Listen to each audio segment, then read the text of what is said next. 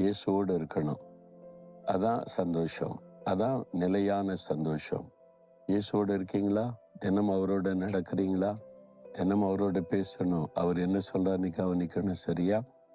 சரி, இந்த நாள்ல ஆண்டவர் என்ன சொல்றாரு? ஆண்டவருடைய வார்த்தை என்ன சொல்லுது? சில சமயம் ஆண்டவர் நேரடியா நம்மோடு வார்த்தை கொண்டு பேசுகிறார். சில சமயம் சில தேவ பிள்ளையுடைய அனுபவத்தை கொண்டு பேசுகிறார். இங்கே ஒரு தேவ மனிதருடைய ஒரு அனுபவம், அதாவது 57ஆம் சங்கீதம் 1ஆம் வசனத்துல தாவீது என்ற ஒரு பக்தன் ஒரு சூழ்நிலையில ஒரு வார்த்தை சொல்றார். என்ன சொல்றாருன்னா, ஆண்டவரே, விக்கினங்கள் கடந்து போக மட்டும் உமது செட்டைகளில் நிழலிலே வந்தடைவேன். விக்கினங்கள், ஆபத்துகள், நெருக்கங்கள், போராட்டங்கள் வந்திருக்குது. அது கடந்து போக மட்டும் உம்முடைய செட்டையின் நிழலிலே வந்தடைவேன் என்று சொல்றார். இந்த தாவீது இந்த பக்தன் ஆண்டவருக்கு பிரியமாய் நடந்தார். ஆண்டவர் சாட்சி கொடுக்கிறார், தாவீது என் இருதயத்திற்கு ஏற்றவன், எனக்கு சித்தமானதெல்லாம் செய்வான் என்று தேவனால் சாட்சி பெற்றவர். அவர் மீது பொறாமை கொண்டு அவருடைய சொந்த மாமனாரை, பெண் கொடுத்த மாமனார் தான் ராஜா, தேசத்துக்கு ராஜா, இவனை கொன்னுறணும் அப்படின்னு சொல்லி தாவீதை கொலை செய்வதற்கு தேடுகிறார். ஒரு இராணுவமே தேடுது, தேசத்தின் இராணுவமே. அதுக்கு தப்பி ஓடி ஒரு குகைக்குள்ள ஒளிந்திருக்கிறார். அப்பதான் இந்த சங்கீதத்தை எழுதுகிறார். ஆண்டவரே, எனக்கு ஆபத்து வந்திருக்குது, விக்கினங்கள் வந்திருக்குது, என் உயிருக்கே ஆபத்து வந்திருக்குது. அது கடந்து போக மட்டும் உம்முடைய செட்டையின் நிழலிலே நான் வந்து அடைவேன். உம்முடைய செட்டை தான் என்னை பாதுகாக்கணும். என்னை விக்கினங்கள் கடந்து போக வரைக்கும் என்னை மூடி பாதுகாத்து கொள்ளுங்க. இன்னொரு அழகான ஜெபம். இன்னைக்கு உங்க வாழ்க்கையில ஒரு ஆபத்து, ஒரு நெருக்கம், ஒரு உபத்திரவம், வீட்டுக்குள்ள, வேலை செய்கிற இடத்துல, பிஸ்னஸ் செய்கிற இடத்துல, ஊழிய செய்கிற இடத்துல அப்படி ஒரு ஆபத்து வந்திருக்குது.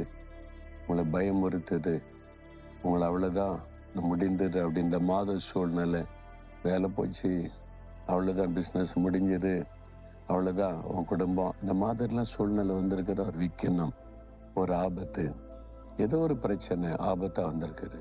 வியாதியாக இருக்கலாம், கடன் பிரச்சனையாக இருக்கலாம், பண தேவையாக இருக்கலாம், பொல்லாத மனிதர்களாக இருக்கலாம். ஒரு ஆபத்து உங்களுக்கு நேராக வந்திருக்குது. என்ன பண்ணுறது, எங்கே போகிறது, எப்படி தப்புறது? ஆண்டவர் தன்னுடைய செட்டையை விரித்து சொல்றார், என்கிட்ட வந்துரு, என் நிழலுக்குள்ள இருன்னு சொல்லி.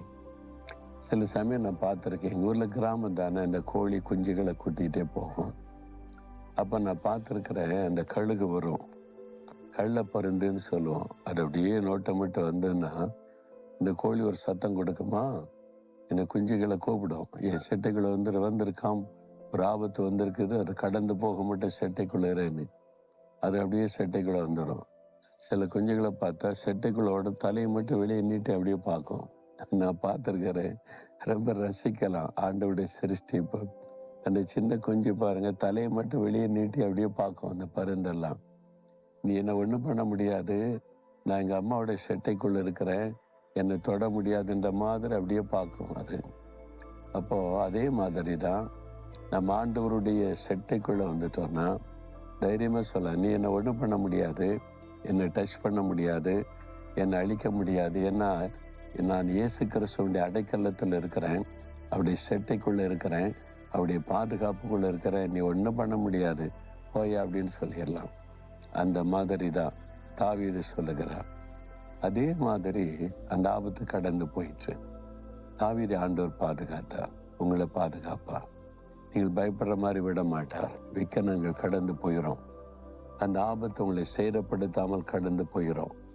ஆண்டவர் சொல்றார், பயப்படாதே மகளே, பயப்படாதே மகளே, அது விக்கனம்தான், உனக்கு ஆபத்தை கொண்டு வருகிற பிரச்சனை தான், ஆனா உனக்கு ஆபத்து வராது, சேதம் வராது, கடந்து போயிடும். நீ என் செட்டை நிழலில் இருன்னு சொல்றார். அப்படியே ஒப்பு கொடுக்குறீங்களா? ஆண்டவரே, இந்த மாதிரி ஒரு ஆபத்தான சூழ்நிலையில தான் நான் இருக்கிறேன், என்னாகுமோ, என்ன மாதிரி அழிவு வந்துடுமோ, ஆபத்து வந்துடுமோன்னு பயப்படுறேன். உம்முடைய செட்டை நிழலுக்குள்ள நான் வந்துடுறேன், உம்முடைய செட்டைக்குள்ள என்னை வைத்துக் கொள்ளுங்க, என்னை காத்து கொள்ளுங்க. இந்த விக்கினங்கள் கடந்து போகும் வரைக்கும் நீங்க என்னை பாதுகாத்து கொள்ளுங்க. இயேசுவின் நாமத்தில் ஆமேன்.